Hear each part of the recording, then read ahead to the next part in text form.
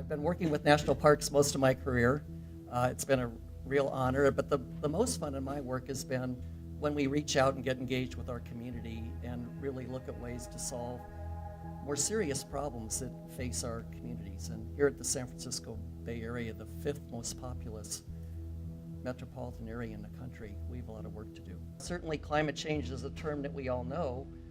It's in our vocabulary, but there are many different opinions about what it is, what impacts it will have, how urgent it is, and what we need to do as members of society to cope with something as present in our lives as climate change. It's never been a better time for experiential education about climate change because we now actually can experience and see it and understand it. Our goal is to ensure that science teachers all over America in public schools feel confident teaching the science straight up.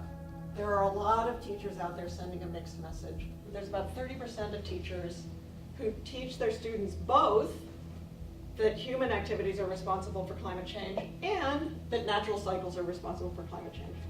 The teachers they're trying to teach it. Very large majority of teachers are covering climate change in their classes. I think that's really good news, but they don't feel confident about the science and they don't feel confident about how to deal with the controversy.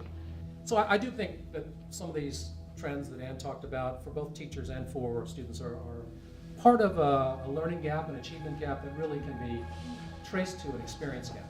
The answer to all this is you.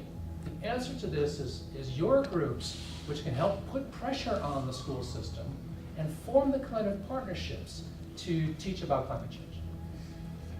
This, in my view, will not just happen through teacher training.